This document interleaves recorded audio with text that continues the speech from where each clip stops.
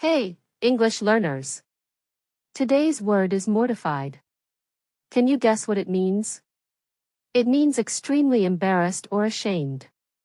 Imagine you say something silly in front of your crush, or like Carrie, you accidentally fart while sleeping next to your date. Total disaster, right? That's being mortified. In this episode, Carrie wakes up, realizes what happened, and feels horrified. She narrates how she broke an unspoken couple rule: no farting. In English, you can say, I was mortified when I forgot my lines in class. Or, she was mortified when everyone saw the old photo of her. It's a great word to use when you want to describe a super embarrassing moment. So next time something awkward happens, remember this word, just maybe not while you're still mortified. Alright, next up is a fun and useful phrase: dry spell.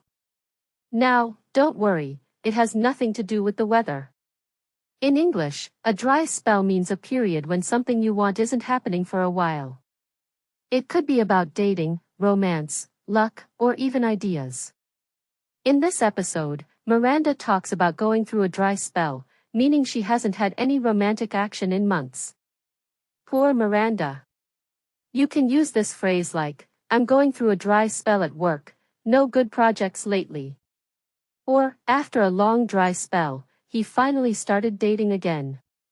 It's casual, friendly, and super common in conversations. So, if you've been waiting too long for something, you can jokingly call it a dry spell. Now you sound like a native New Yorker. Let's move on to a slightly cheeky word: libido. It's a formal word for sexual drive or desire. In this episode, Charlotte finds out her boyfriend is on antidepressants, and surprise, they lower his libido. That means he doesn't feel like having sex. This word is often used in health, psychology, and everyday conversation. For example, stress can affect your libido. Or, they have a high libido. It sounds scientific, but people use it casually too. Another way to say it is sex drive. So if a TV character says, he's got no libido, you'll know what they mean. Pretty useful for those relationship chats in English dramas, right? Okay, English learners, today's word is one you'll hear a lot in movies and real life: denial. It means refusing to accept something as true or real. Like when something embarrassing or difficult happens, and you just pretend it didn't. In this episode, Carrie decides to handle her awkward moment, yes, the fart, by going into complete and utter denial. That means she acts like it never happened. You can use this word like, he's in denial about losing his job. Or, I stayed in denial about my broken phone until it just stopped working. It's a great way to describe when someone ignores a problem or fact. So, if your favorite TV character won't face the truth, now you can say they're in denial. See? You're getting fluent already. Alright, here's an easy but super useful word: embarrassing. It describes anything that makes you feel awkward, shy, or ashamed in front of others. In this episode, Carrie thinks her little accident in bed is so embarrassing that she and Mr. Big might never sleep together again. Poor Carrie. You can use this word in so many situations. Like, it was embarrassing when I called my teacher Mom. Or, falling over in front of my crush was so embarrassing. The good news? Everyone has embarrassing moments, and now you know how to talk about them in English. Bonus tip: if you want to sound dramatic, say mortifying instead. Now you've got two great words for your awkward moments. Next up is a word you might hear a lot in romantic comedies: flirtatious. This word describes behavior that shows playful sexual attraction or interest. It's the kind of teasing or charming behavior people do when they like someone. In Sex and the City, Samantha gets distracted by her flirtatious yoga teacher. Every time he smiles or makes a joke, she's totally hooked. You can use this word like, she gave him a flirtatious look across the room. Or, his flirtatious comments made her blush. It's a great word for describing those playful moments in dating, and it sounds way fancier than just saying someone is flirty. So, if you see someone being playful and teasing in a cute way, just say they're being flirtatious. Now, let's look at a classic New York City phrase, no wonder the city never sleeps. This is a fun expression used to highlight how busy, energetic, and non-stop New York City is. With all the events, parties, and things happening all the time, it really never stops moving.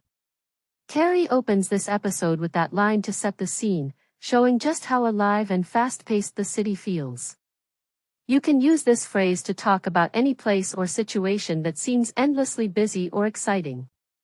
Like, no wonder she's tired, she's been working 24/7.